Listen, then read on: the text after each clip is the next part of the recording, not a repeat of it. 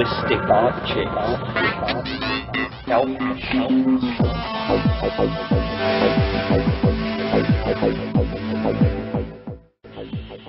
Greetings from Cyberdelic Space. This is Lorenzo, and I'm your host here in the Psychedelic Salon. And I want to welcome you to this, my 100th podcast from the Psychedelic Salon.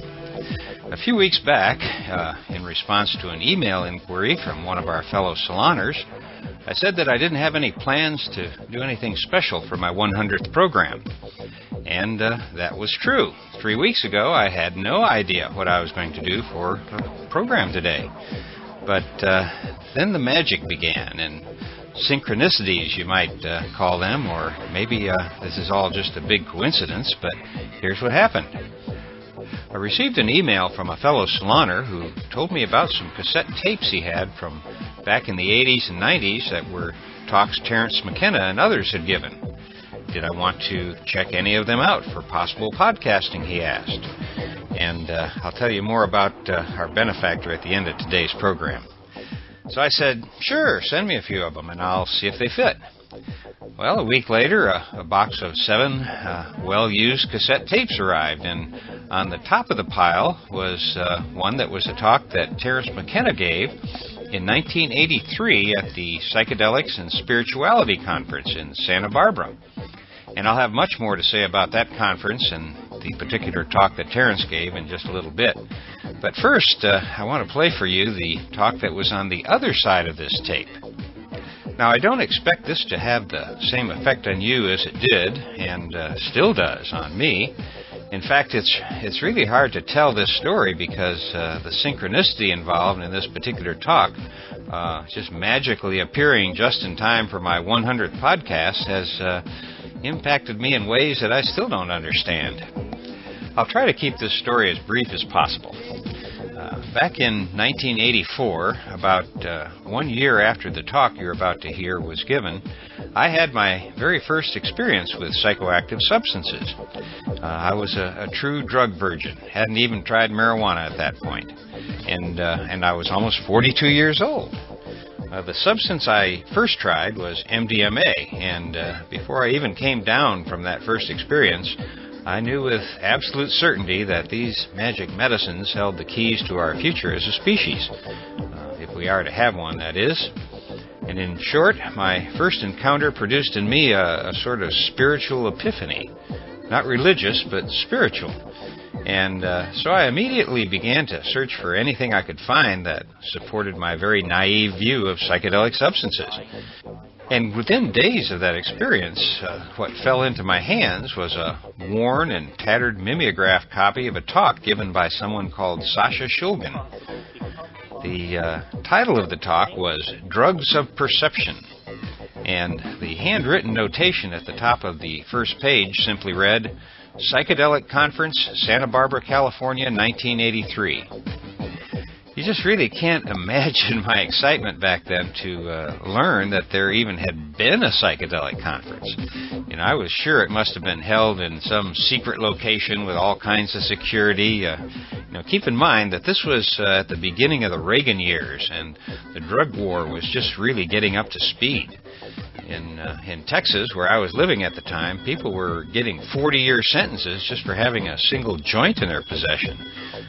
Back then in Dallas, Texas, in the Irish Catholic Republican lawyer circles I ran in, you never even mentioned the word drugs. And what I was about to learn is that another kind of world existed in parallel, and even in Dallas.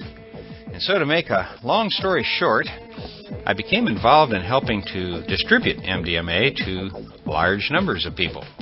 However, I still had one foot firmly planted in the straight world, and I was firmly convinced that even the pillars of the community in Dallas would come around to our way of thinking once they tried MDMA, or ecstasy as we called it then. And to convince my straight friends to try it for the first time, I had them read that talk by Sasha. And I always called it his Why Do I Do What I Do talk. And it was mandatory reading if you wanted to deal with me. I know that's a little anal, but I'm only telling this long story just to give you some small sense of how important this talk has been in my life. Reading it the first time was definitely a major turning point in my life.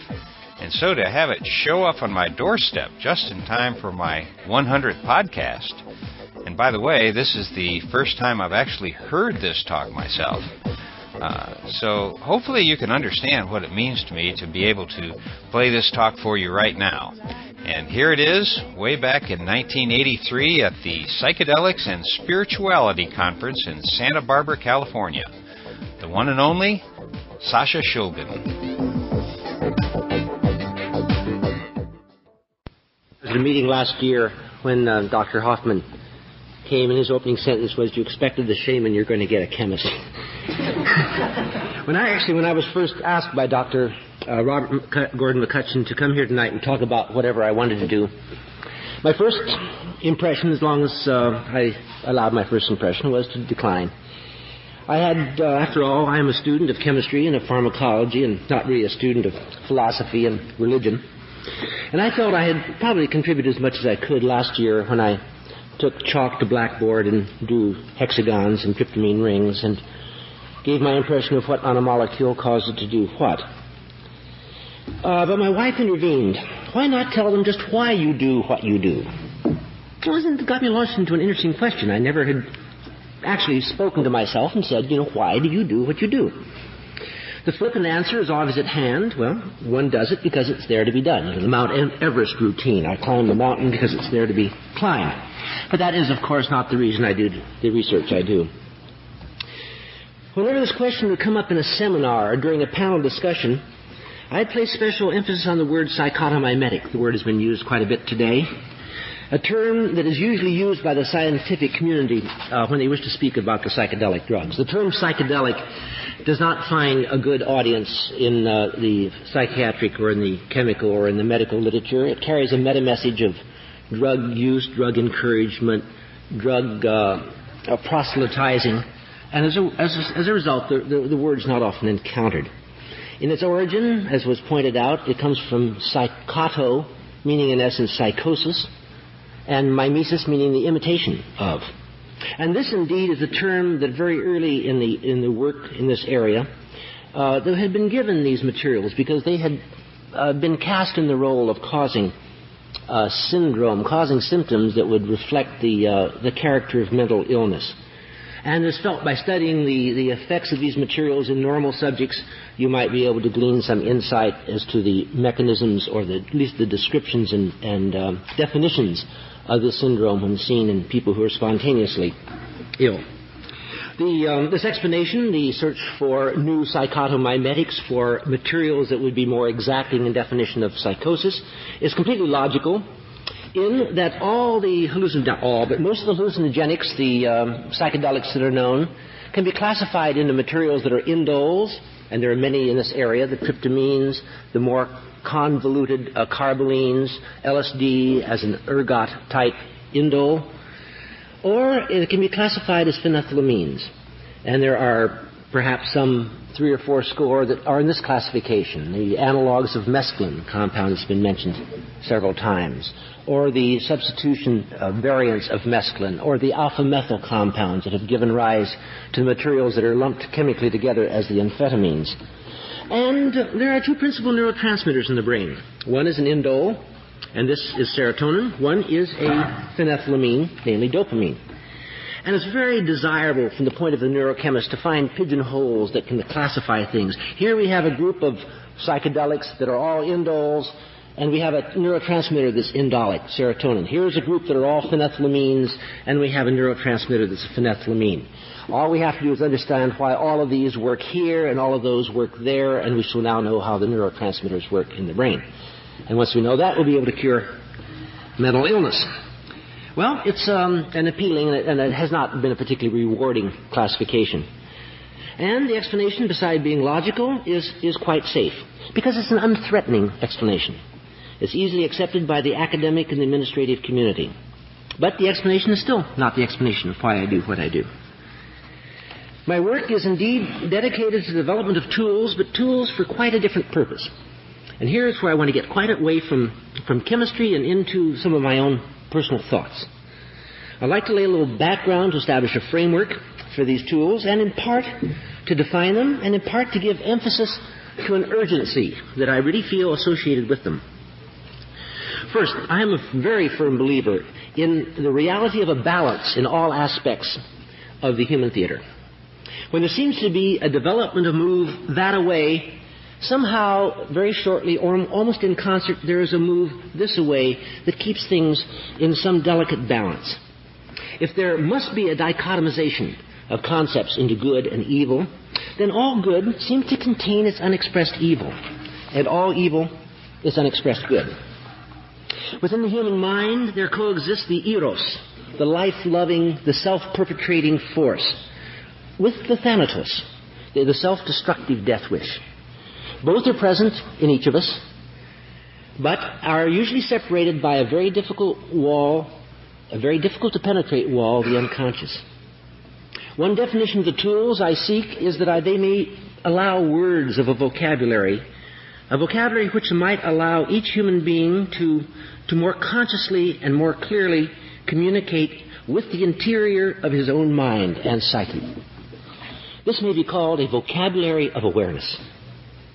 A person who becomes increasingly aware of, and so begins to acknowledge, the existence of the two opposite contributors to his motives and decisions may begin to make choices which are knowledgeable. And the learning process that follows such choices is the path that leads to wisdom. But just as there is a balance within the mind that needs establishment, there is an interesting record of balances of the same sort in society. Let's look for a few minutes at some of the coincidences that have kept our human race in a rather precarious balance. Throughout the early centuries of the current millennium, there were carried out some of the most viciously inhuman wars that were known to man, all in the name of the forces of religion and the horrors of the Inquisition with its lethal intolerance of heresy. And yet it was during these dark years that the structure of alchemy was established. Not to change base metals into noble ones, as is often thought, but to acquire knowledge through the study of matter. The work of the alchemists extended up to the Age of Enlightenment, with the urges of rationalism and of skepticism. And it was always directed toward the learning process.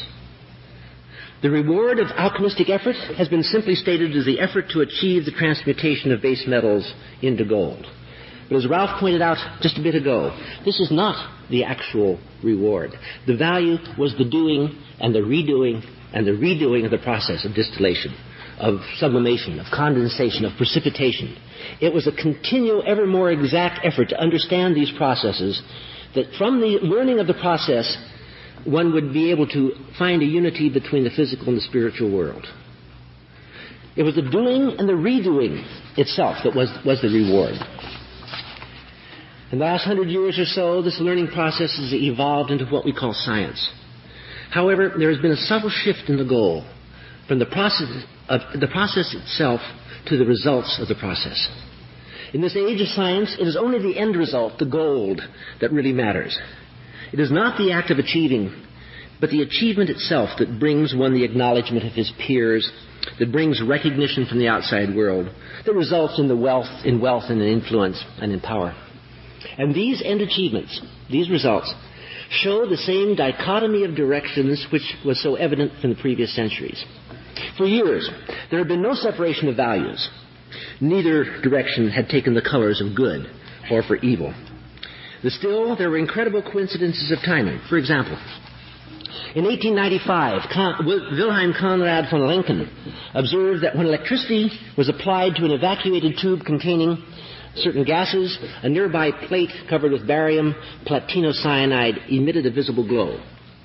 And the next year, in 1896, Antoine-Henri Becquerel found that these same metal-producing emanations were being emitted from uranium. Radioactivity had been discovered. But it was just in the following year, at 11:45 a.m. on the 23rd of November of 1897, that Arthur Hefter consumed an alkaloid that he had isolated from the peyote, dumpling cactus, brought to the Western world by the irrepressible pharmacologist Louis Levine. As Hefter wrote in his notes, and this is a quotation following 150 milligrams of mescaline, "From time to time, dots with the most brilliant colors floated across the field of vision. Later on, landscapes, halls, architectural scenes also appeared." Mescaline had also been discovered. During the 1920s and 1930s, both worlds, that of the physical sciences involving radiation and that of the psychopharmacological sciences involving psychotropic materials, continued to develop without any clear sense of polarity, without the mine is good and yours is evil duality that was soon to come. Radioactivity and radiation were becoming the mainstays of medicine. X-ray photography was invaluable in diagnosis, and radium therapy was broadly used in treatment. Controlled and localized radiation could destroy malignant tissue while sparing the host. And in the area of psychology, there were parallel developments. The theories of Freud and Jung were being developed into increasingly useful clinical tools and approaches to mental illness. And the basis of experimental psychology was laid in the pioneering studies of Pavlov. Another coincidence in timing, which in retrospect started a dividing of science onto separate paths, occurred during World War II. In the late 1942, Enrico Fermi and several other scientists at the University of Chicago demonstrated for the first time ever that nuclear fission could be achieved and could be controlled by man. The age of unlimited power and freedom from dependency upon our dwindling fossil reserves had begun. Just the next year, at 4:20 p.m. on the 19th of April, Albert Hofmann consumed a measured amount of a compound which he had first synthesized some 5 years earlier. As Hofmann subsequently reported, as a quotation following 250 micrograms, after the crisis of confusion and despair, I began to enjoy the unprecedented colors and plays of shapes that persisted. Kaleidoscopic, fantastic images surged in on me, alternating, variegated, opening and closing themselves in circles and spirals. LSD had also been discovered. But then, still, and up until the last decade, it was the rich promise of the nuclear age, first with the power and potential of fission, and later with the virtually limitless potential of fusion energy, that carried the banner and the hopes of man. And the area of the hallucinogenics was categorized as negative, psychosis-imitating, psychotomimetic. It was not until sometime in the 1970s, that a strange and a fascinating and a rather frightening reversal of roles took place. The knowledge of nuclear fission and fusion took on a death-loving aspect, with country after country joining the fraternity of those skilled in the capacity for the eradication of the human experiment. And to have such power leads to the threat to use such power, which in time will actually lead to its use. But, as I said earlier, when one thing develops, there seems to spring forth a balancing, a compensatory counterpart.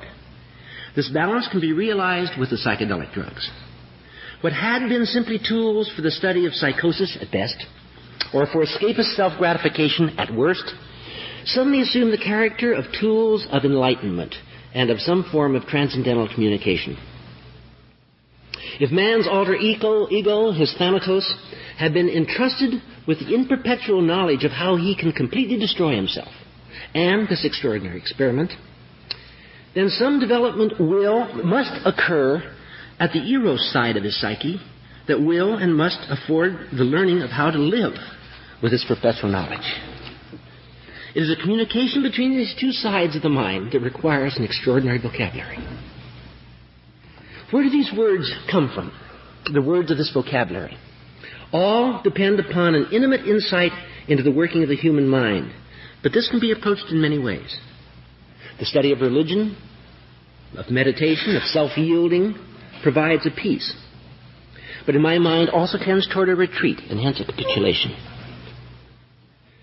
The efforts to amalgamate the two sides of the mind, as seen in the Tao of Physics, and the rich findings of parallelisms between the Eastern and Western philosophies may eventually explain all and allow some unification for the human purpose. But I feel, along with many others, that the efforts being invested in the technology of destruction does not allow sufficient time. It is possibly only with the psychedelic drugs that words of vocabulary can be established which might tunnel through the subconscious between the conflicting aspects of the mind and psyche. It is here that I feel my skill lies. And this is exactly why I do what I do. Where do we stand as of today? In the last handful of years, the forces of government and nationalism have amassed an unprecedented arsenal of destructive power. The power is in the current arsenals of the world, if restructured into Hiroshima-strength weapons, to detonate one bomb every minute, on the minute, for the next 2 years. And the rationalized need to do so is becoming manifest at a frightening pace. But in the last handful of years, a number of tools of communication have increased at a like rate. There are currently nearly 200 psychedelic drugs known and described, some touching at one, some at another of the fibers that unify our minds. By learning each of their structures of sensory communication in turn, we might find a form of communication that would disarm our destructive compulsion. And indeed, what form of tools are now available to us? Some of the tools that are available, or rather that have been available, are the widely publicized drugs of psychopharmacology, such as mescaline, psilocybin, DOM, LSD. These drugs played a role in defining the transition between drugs as entertainment, escape, turn on, and drugs as instructive vehicles for learning, enlightenment, and insight, but at quite a price. They had a high profile at the time that the scheduled drug laws were written, and thus were made illegal and are not available.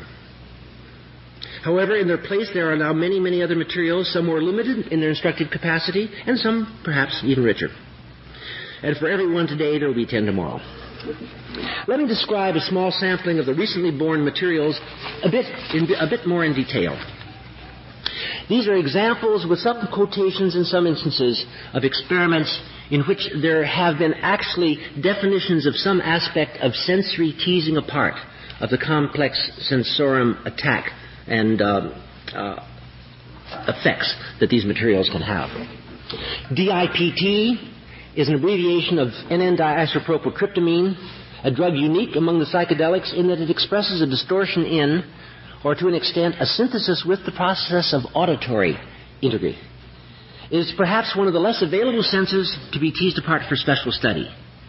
Many of the close relatives, as you well know, deal with the visual process and in some way will change or synthesize or modify the visual integrity, but a rather interesting distinction between the drug-induced psychosis and endogenous schizophrenia is that very often in the latter, the primary sensory character that is affected is the auditory influence. A quotation following 20 milligrams of DIPT. The telephone sounds partly underwater. Here are signs of a pitch change on radio. The absolute pitch down a major third. Chord on the piano sounds out of tune, quite flat. Music terrible, unlistenable. The other senses seem in no way affected. If I were deaf, I would have thought this an inactive drug. Several hours after ingestion of the material, this note. Hearing normal, piano back in tune. MDMA, or MDA, is abbreviation for 3,4-methylene-dioxy-methamphetamine. It's a tool of communication that has shown, in recent years, an extraordinary utility in opening communication between individuals. This has promoted its use in psychotherapy, but has given promise as well as a vehicle for intrapersonal communication. This particular drug has been used clinically in many applications, and these today probably number in the thousands. And it has commanded a remarkably good record of positive results. A quotation following 120 milligrams. We kept up a lively conversation covering many interesting aspects of our various family relationships. The conversation was unusually insightful and free of defensiveness. And following a 40 milligram supplement at the 2-hour point, Jean glowed with energy, became very beautiful. We talked freely and openly. Every bush and plant looks utterly alive. I am entranced by a large rock. As I look at its surface, I see the surface of a planet with mountains and valleys. Little crystals of mica are like jewels. Another material, 2CB, is the abbreviation for 2,5-dimethoxy-4-bromophenethylamine. A tool and a word of vocabulary which ties the mental process directly and constructively into the physical soma. The analgesic effects experienced with many, if not most, of the psychedelic drugs are not present with 2CB. On the contrary, there is an increased body awareness of every kind, including skin sensitivity, heightened responsiveness to smells, tastes, to sexual stimulation. One experiences increased consciousness of physical health and energy, or, on the other hand, sharpened awareness of any body imbalance or discomfort. 2CB allows rich visual imagery and intense eyes-closed fantasy without cluttering up of the mental field with too many elaborations. A quotation following 20 milligrams. Along with the awareness of the body and the ability to deeply enjoy the fact that one is a physical as well as a spiritual being, the experience of 2CB allows exploration as far as one needs to go. There is at all times full connection with all parts of oneself, the emotional and the intellectual, the intuitive and the instinctual. It is a superb tool for learning and for growth. And 2CB allows one to recover baseline within 6 to 8 hours using a maximum dosage of 25 milligrams, usually lower in the area of 18 to 20. Another drug mentioned earlier, ketamine, is abbreviation for 2-orthochloropheniol 2-methylaminocyclohexanone, the antithesis of 2CB, in that it effectively separates the mind and the body. This allows the mind a separate and constructive state, apart from the physical groundings of the body. Although the primary clinical application of ketamine is as a dissociative anesthetic, an increasingly important direction of study is now being directed to the psychological loosening that it allows. MAL and CPM are abbreviations of the compounds that are fascinating analogs of mescaline, namely 4-methyl-3,5-dimethoxyphenethylamine and 4-cyclopropylmethyl-3,5-dimethoxyphenethylamine, two compounds that activate opposite sides of the sensorium. The former provokes an intense visual distortion at the retinal level, with consequential bizarre interpretations. The latter displays its effectiveness in the fantasy counterpart, seen only with the eyes closed. Following 65 milligrams of MAL, a quotation, within 2 hours, intense effect, beautiful, diuretic, good connections between parts of myself, continual fantasy and imagery, lovely experience of the erotic with husband. Around 12 hours, excellent solid sleep with clear, balanced dreams. Following 70 milligrams of CPM, at 2 hours, strong effect but no visual. Wonderful locking into music, deep loving, erotic, very good. With eyes closed, intense, colorful fantasy, much like LSD at times. No sleep before 18 hours. Lest anyone should have the impression, by the way, that research in this area leads always to God and to insight and to deeper experiences in loving, let me mention an example of a compound called 4-TASB, which is 4-thiol-ethyl-3-ethoxy-5-methoxyphenethylamine. Following a 100 milligram exposure. At about 2 hours, pleasant and positive, peaceful feelings, very good-humored. Later, sleep impossible until early morning, and then only about 2 hours. All next day could not rest or sleep. Feeling of nerve endings raw and active, anxiety over heartbeat, frightening effects on nervous system, depression, back of neck sore from tension. My first experience of being able to detect what felt like continual electrical impulses between nerve endings. Had the impression that if I allowed the wrong sequence of images to flow in my mind, I might experience some sort of convulsion, or at least a kind of mental shock or shorting out. When I tried to sleep, eyes closed fantasies became intensely negative and threatening. I could not smooth out the nervous system. Felt very vulnerable. Do not repeat. Alpha-O-DMS is abbreviation of 5-methoxy-alpha-methyltryptamine, an analog of a neurotransmitter serotonin that has been tailored chemically to allow it to enter into the CNS, into the brain. It is a very potent indole psychedelic that touches closely on those areas involved with primal energies. Several researchers experienced dreams of catastrophic events after exploring this material. One researcher, however, had a dream which involved as a complete science fiction scenario. He found it absolutely enjoyable and is still thinking of writing it up and sending it into a publisher. These are only about a half a dozen or so of many scores of fascinating compounds that are now available for the study of this developing vocabulary. This is where we are at the moment. Some materials show incredible promise, and some suggest caution. But what might we expect to emerge in the future? Let's look at the past history of other areas of psychotropic chemistry. A few decades ago, it was marveled at that drugs such as the opiates, including morphine and heroin, meperidine could have such an exacting influence on the brain's integrity. Then it became known that there were natural factors in the brain that had these actions, and that there were specific sites in the brain that were pre-designed to respond to them. There were the enkephalins and their fragmented portions known as the endorphins, which were derived from the cephalic process and related to morphine. These met a person's need for the suppression of pain. Perhaps there are psychedelics from the psychedelics, and specific N-escalins from mescaline yet to be discovered that might relate to these communicative factors, which might be the natural which might be connected and eventually related to the natural receptor sites in the brain for transcendental communication. Their structures may someday be known. Their functions may someday be understood. There are a multitude of tenuous threads that tie together the fragile structure of the human spirit.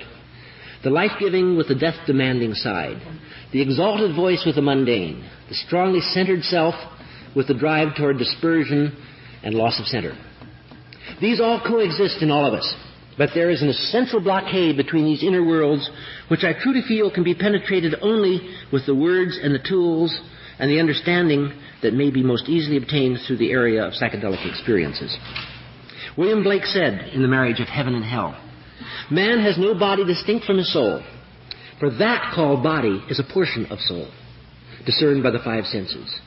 The chief inlets of soul in this age, energy is the only life and is from the body, and reason is the bound or outward circumference of energy. Energy is eternal delight."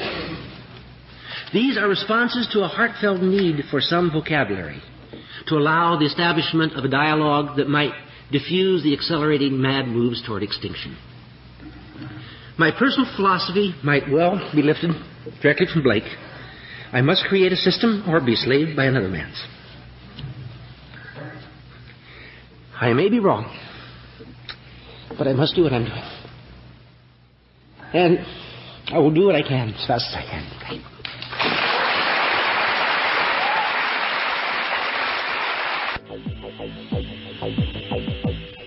As you could tell, Sasha became a little emotional at the end, and on the copy of this talk that I received in 1984, over in the left margin on the last page was written, "Here he started to cry."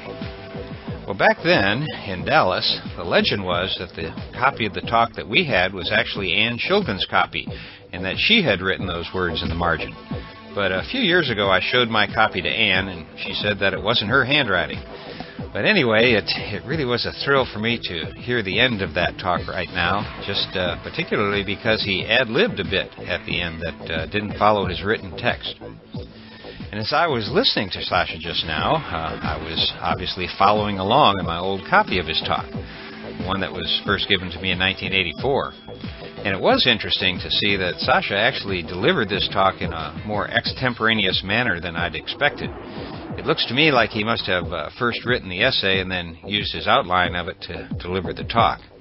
And if you'd like to see a copy of the essay yourself, you can find it in the introductory information in Ann and Sasha's book, To Call.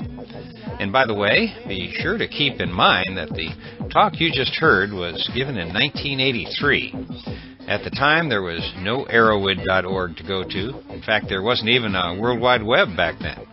Information like this just simply didn't exist in ways that reached more than a handful of individuals. And also, since the governments of the world have copied the fascists in Washington, and now all of these compounds are prohibited that he talked about, including ones that haven't even been invented yet, a lot of things have changed since then. But what a screwed up political setup we humans have come up with, huh? Oh well, there's not much to do about that other than just to keep your head down and stay under the radar. I guess I should have mentioned that this tape has been played a lot, and so the sound quality of Sasha's voice, and Terrence's voice in a minute, isn't as true as it most likely was when the tape was new, but thankfully we at least have the overall flavor of the moment. And before I forget it, did you notice that Sasha stated that Albert Hofmann consumed the first intentional dose of LSD on the 19th of April at 4:20 p.m.? Maybe that's the origin of 420 in the wonderful world of cannabis lore. I know there are a number of explanations for the origin of 420, but now I'm going to vote for the reference to Dr. Hoffman's famous bicycle ride as my choice. Now, on the second part of today's program, which originally was going to be the entire program before I discovered Sasha on the other side of the tape that you're about to hear, the talk I'm going to play now is one that I had heard about for quite some time. Like many of our fellow saloners, one of my favorite things to do is to sit around a fire with some friends, pass a pipe around, and talk about people we know and places we've been to. And quite often the name Terence McKenna pops up along with the question, when did you first hear him speak? For some of you, including my wife Mary C., that first exposure to the Bard McKenna came at the conference on psychedelics and spirituality that Robert Gordon McClutchan organized in Santa Barbara back in 1983. And what a conference that must have been. I haven't been able to find out much about it on the web, and hopefully some of our fellow saloners who were there will write and fill in the details for us. But I do know that in addition to Sasha, the other speakers included Albert Hoffman, Richard Evans Schultes, Carl Ruck, Andrew Weil, Ralph Metzner, and many others. There was one speaker, however, who canceled at the last moment. And in his place, the conference organizers told the audience that they had replaced the absent speaker with this new guy, a guy named Terence McKenna. And the rest, as they say, is history. It's interesting to me that out of all the great luminaries on the program, the people who were actually the reason my wife and her friends went to the conference to see, well, all of those talks by all of those wonderful people have faded over time into only dim memories. But the talk by this new guy, McKenna, well, that's the only talk that seems to have really stuck in the minds of many of the people who were there. Now, I think that Terence had actually begun making public appearances a few years before this, but this seems to be the very first talk he gave at a major conference, and it was from here that his legend began to grow in earnest. The title of the talk on the tape is shown as Hallucinogens Return to the Logos. But as you're about to hear, Terence also had two other titles for it.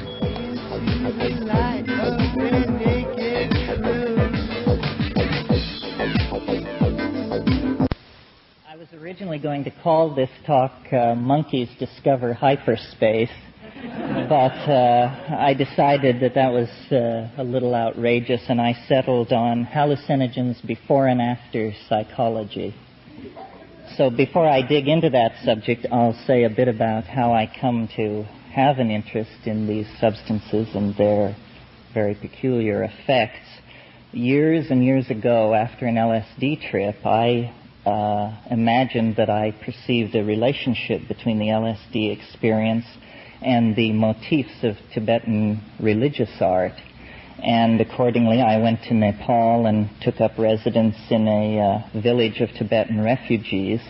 And I quickly learned that the shamanism that I wanted to study was inaccessible for reasons of language, for reasons such as that the Buddhists who were teaching me Tibetan looked askance at the shaman that I wanted to associate with. And I realized then that the association between shamanism and hallucinogens is such that both, in a way, are taboo. And when you deal with pre-literate cultures, you discover that the shaman is a very peculiar figure. He is critical to the functioning of the psychological and social life of his community, but in a way he's always peripheral to it. He lives at the edge of the village. He is only called upon in matters of great social crisis. He is feared and respected. And this might be a description of these hallucinogenic substances. They are feared and respected. They are misunderstood. They are only called upon often in moments of great crisis, and they are a persistent but always peripheral part of the community. And I saw this in Nepal among Prinpo Tibetan shamanism, which is a non-hallucinogen-based shamanism. I saw it in Indonesia, where techniques had been developed to induce trance that were non-chemical techniques, specifically dance in the case of Bali and Lompoc. And I saw it finally in the Amazon, where I think I contacted the primal shamanism.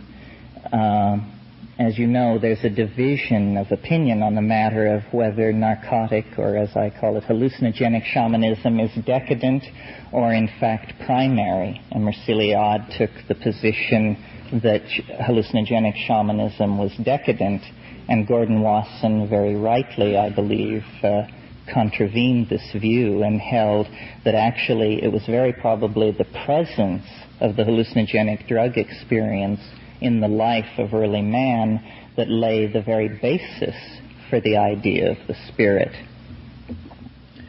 Well, as I made my way through these various cultures and various hallucinogenic substances, it came to my attention that, in my opinion, and I believe in the opinion of Gordon Wasson and other scholars, Henry Munn comes to mind. He wrote a marvelous essay called The Mushrooms of Language, that in the minds of those who associated themselves with the mushroom, there were certain assumptions about psilocybin that were different from the mythos that was arising around some of the other hallucinogens. Psilocybin, I think, of the more commonly available hallucinogens, is the most visual, and it is certainly visual if it is done in the traditional manner. And I'm always amazed at how little understood or practiced the traditional manner is, so I'll sketch it for you. The traditional manner of taking psilocybin is to take a very healthy, effective dose in the vicinity of 15 milligrams on an empty stomach in total darkness. You've been there.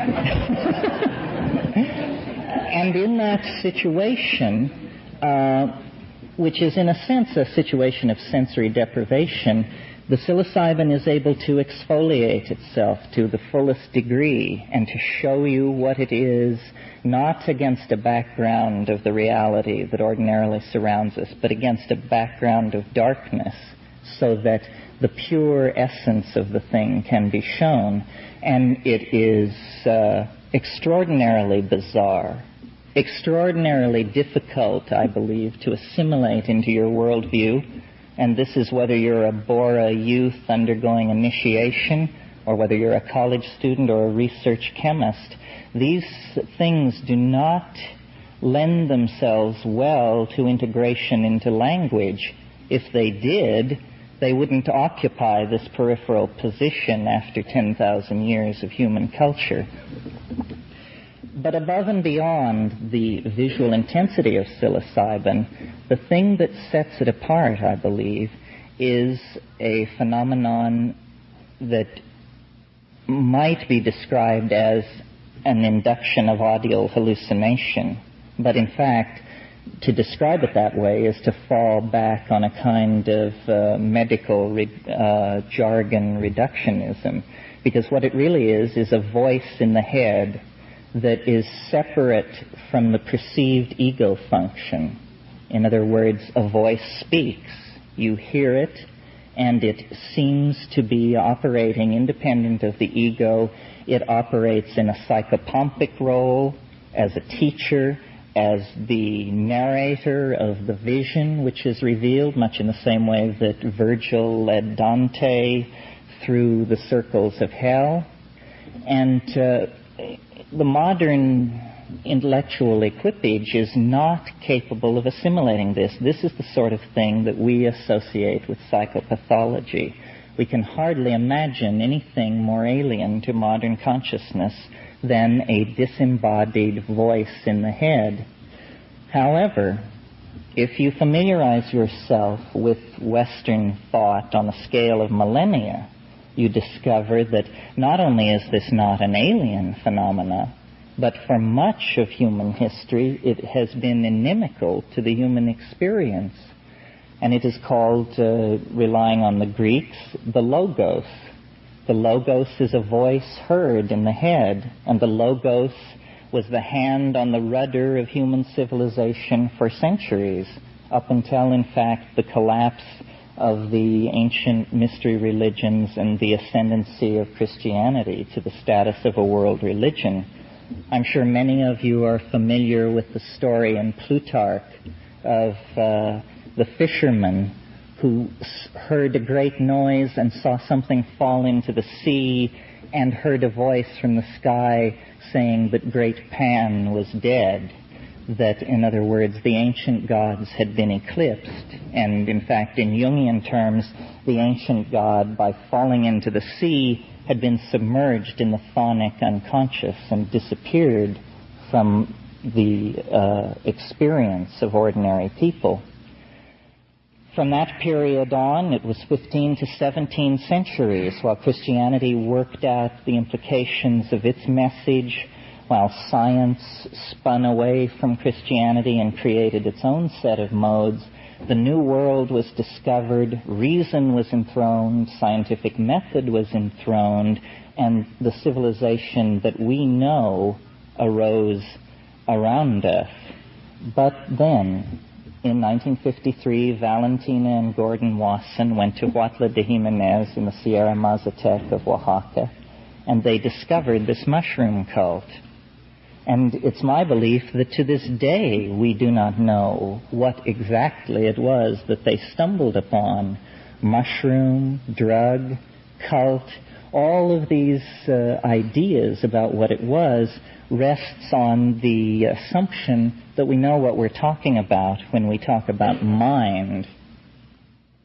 And in fact, everything that has been said at this conference has rested on the assumption that we know what we're talking about when we invoke a concept like mind. But the truth of the matter is, ladies and gentlemen, that after 2,000 years of grappling with the problem, scientists cannot even tell you how you can form the conception that you will change your open hand into a closed fist, and it will happen. This is an intervention of mind into the world of matter that no philosopher has been able to give a satisfactory account of.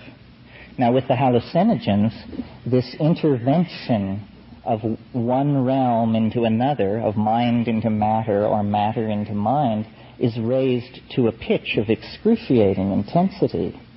And it's my belief that one of the unconscious reasons which underlies the odd attitude of the establishment toward hallucinogens is the fact that they bring the mystery to the surface as an individual experience.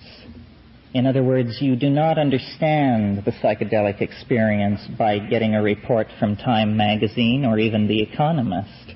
You only understand the psychedelic experience by having it.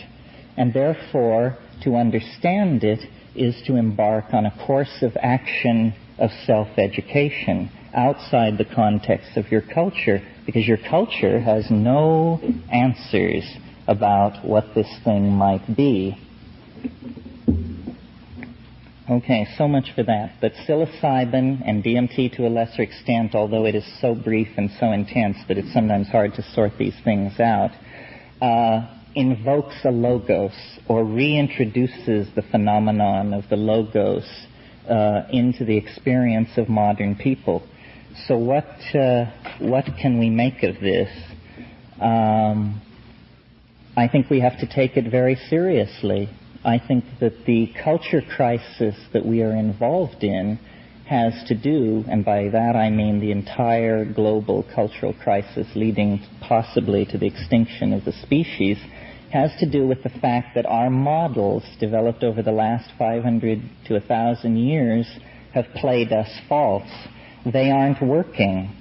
And the cultures that we have conquered with capitalism and technology we have repressed their connection into these intuitive realms. We have established one method for the arbitration of truth, and everything which does not pass through that narrow gate is relegated to the realm of mythology or worse, cultural immaturity. And yet we are the culture that is in crisis. When you go to the rainforest, you don't find cultures in crisis except to the degree that they are being impacted by us. So I believe that it is no coincidence that in this moment of maximum cultural crisis, which we call the 20th century, the hallucinogens, the entheogens, have emerged in Western culture. It is no accident that Wasson made his trip to central Mexico and contacted the mushrooms. What he discovered in the mountains of Mexico was nothing less than Eros, sleeping but alive, the body of Osiris preserved over an entire astrological age, metaphorically speaking. In other words, that to take the mushroom was to transcend the cultural momentum of the past couple of millennia and return to a world where the logos was a realized phenomena. And we heard from Carl Ruck last night about the Eleusinian mysteries. This was not a minor phenomenon. Over a period of 2,000 years, everyone who was anyone made the pilgrimage to Eleusis and had the experience. And it put the stamp on Greek drama, Greek philosophy, later Roman politics. All of these things were influenced by the hallucinogenic experience. So our culture, spiritually, has played the role of the prodigal son. We, for reasons of ideology, botanical geography, other factors, have not had visionary ecstatic hallucinogens installed in our culture as we perhaps should have over the last several hundred years. Now that is changing. And in order to understand what the change means, you have to look further back in time, in fact, past history to prehistory, again to the model of the shaman, not the shaman as anthropologists describe him, but the shaman as shaman dream him, because every shaman looks back toward an archetypal first shaman who was superhuman, who did go to the stars, who could go to the bottom of the ocean, who could move through the gates of death and return with a lost soul.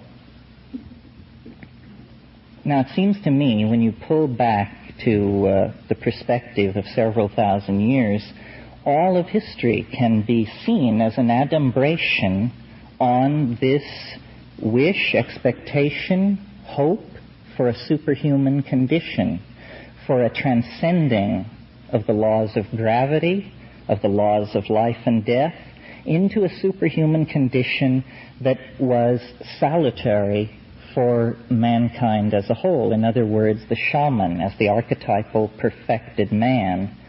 Now, this afternoon you heard Metzner refer to alchemy as one of the refractions of this concern with the perfection of the spirit. It is about the projecting of a perfect substance, which is the self, purified.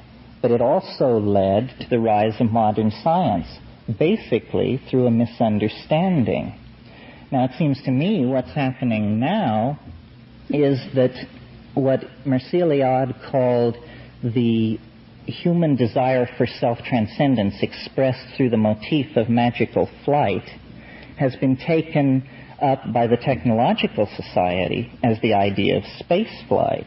And I'm sure if Tim Leary were here, he could speak to this more eloquently than I can. Space flight is nothing less than the exterior metaphor for the shamanic voyage. In other words, in our terms, for the hallucinogenic drug experience.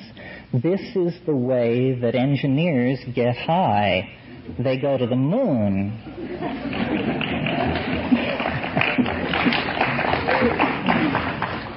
what we need to do to transcend our cultural schizophrenia and to heal the rift between spirit and soul, or world and self, is to realize something which we all pay lip service to, at least I'm sure all the people in this room pay lip service to, which is the idea that the inside and the outside are really the same thing.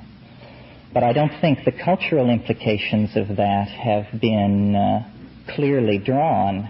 What it means, really, is that all our dreams of transformation have to be realized at the same time, and that we cannot go to space with our feet in the mud, nor can we, in fact, turn ourselves into an eco-sensitive, hallucinogenic-based culture on Earth unless we fuse these dichotomous opposites. It is only in a coincidentia oppositorum, a union of opposites that does not strive for closure, that we are going to find cultural sanity.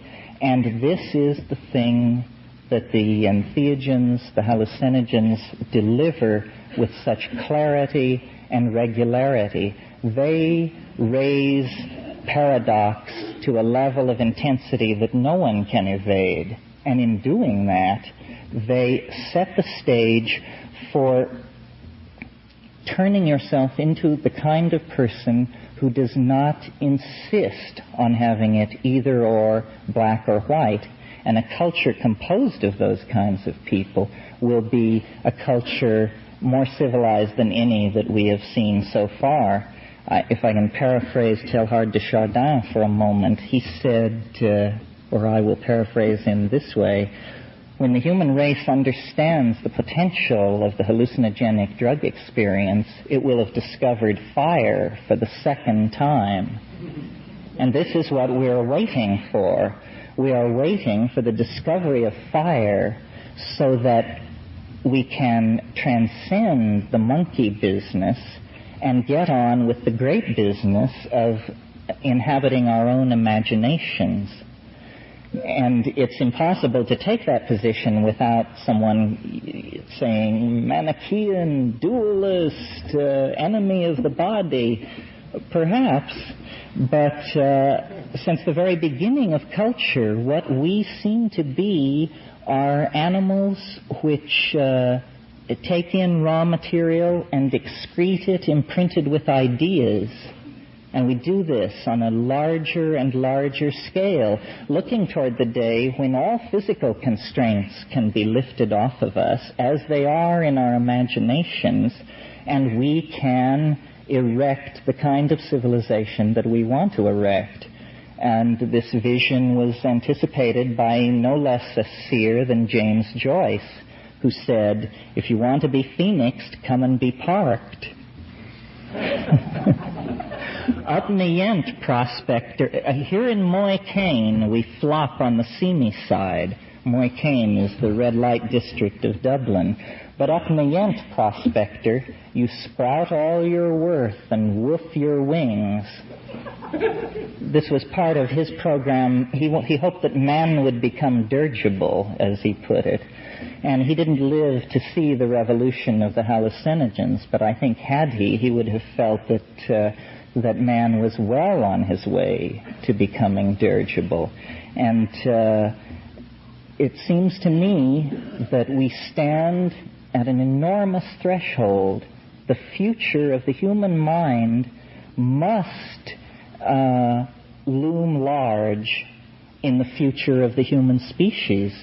If it doesn't loom large in the future of the human species, then we are in very big trouble. Now, a term that has been applied, or was early on applied, though I haven't heard it used at this conference, to hallucinogens, was a consciousness-expanding drug. And this may not be automatopoeic, but it's certainly phenomenologically accurate and neutral. They are consciousness-expanding drugs. And the question, what is consciousness, cannot be divided away from the question, is man good? And this is a question that we have to answer for ourselves, because I believe that we are not going to extinguish ourselves, that we are going to evade the many obstacles that are so obviously ahead of us in the next few years. We are going to reach the threshold of the galaxy, but in what form? And in order for the form in which we reach the edge of the galaxy and present ourselves to the hegemony of organized intelligence that must exist there, in order for that form to be worthy, we are going to have to go with our minds fully illuminated in front of us. And that means that we can have no more truck with the idea of an unconscious, of an inaccessible and dark part of the human psyche that cannot be controlled. That is obviously a description of the childhood of an intelligent species. And I believe that these hallucinogens signal the end of that childhood. There have always been individual shamans who have made that transition. And in that sense, the taking of hallucinogens is an ahistorical phenomenon. It has always been going on. But the idea of psychedelic societies is something new. And it doesn't necessarily mean that everyone takes the drug. It merely means that the complexity and the mysteriousness of mind are centered in the consciousness of the civilization as the mystery which it comes from and which it must relate to in order to be relevant. So I'll take a couple of questions.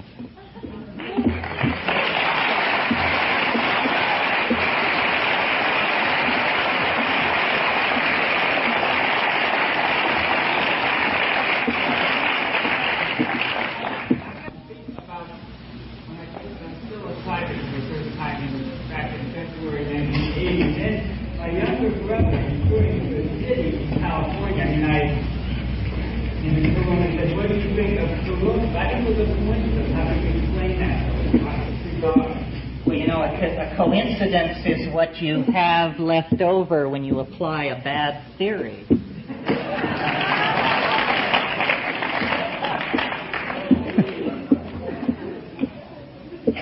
Any other questions?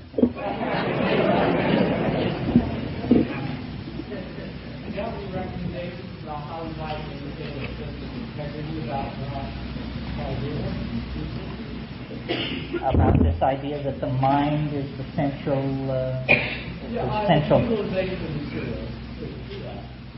Well, I guess the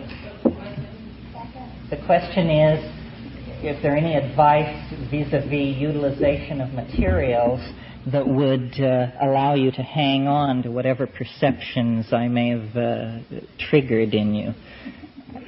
I wouldn't presume to answer that question, but I'll answer another one that might relate to it, which is I think that when you take hallucinogens, you should take an effective dose, and I can't stress enough the importance of lying down and being still in darkness on an empty stomach. I mean, if you want an oral empowerment, that's it. Nothing could be simpler. And yet you would be amazed at the number of people who, when you mention psilocybin, the first question that occurs to them is, will I be able to drive? This is...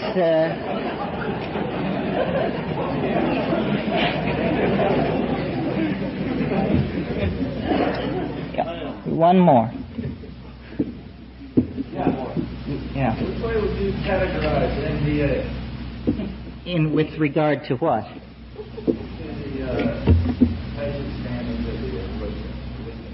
Well, NDA, the word empathenogen or empathogen seems to me very appropriate. It is not a powerful visual hallucinogen. I'm very interested in the visual hallucinogens because it seems to me they pose certain fundamental questions about information theory and that kind of thing. For instance, where do these hallucinations come from? These extremely intricate far more intricate than any visual scene that your eye falls upon in ordinary reality.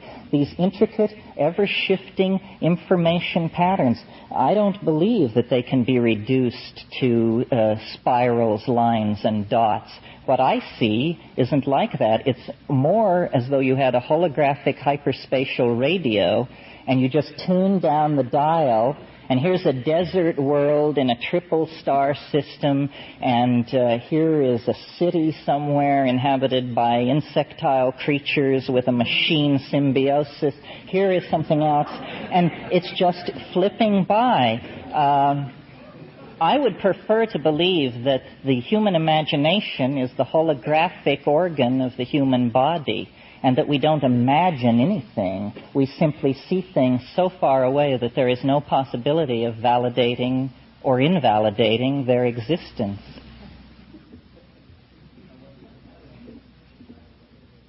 One more. I was interested in the psychotherapeutic potential for dimethyltryptamine being a short-acting tryptamine. Is there enough time within that peak experience to benefit from any death rebirth experience, or is it, in your opinion, too short-acting drugs have any profound, lasting effect? No, I think it certainly has a profound and lasting effect. The very brevity of it serves to convince you that it isn't a drug at all, but that it's carried you into another dimension and back again. And that alone is something to ponder. Well, I thank you for your attention.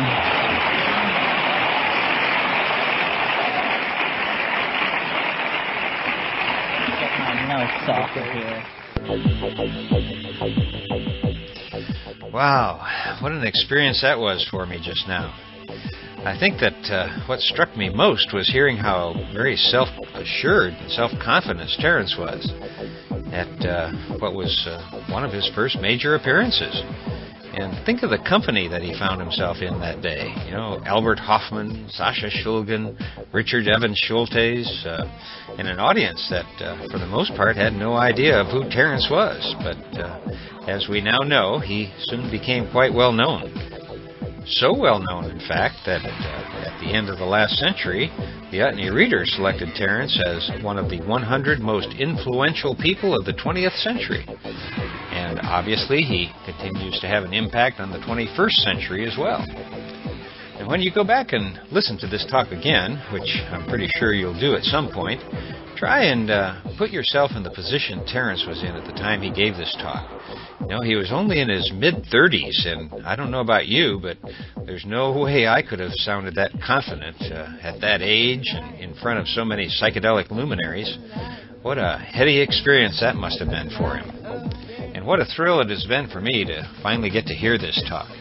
I want to give a huge thank you to John S., and I'm sure he wouldn't mind my using his full name, but I didn't think to ask in time for this podcast. But you'll be hearing a lot more about John as he sent several more audio gems along with the ones we just heard. So thanks to John, you've got some surprises ahead.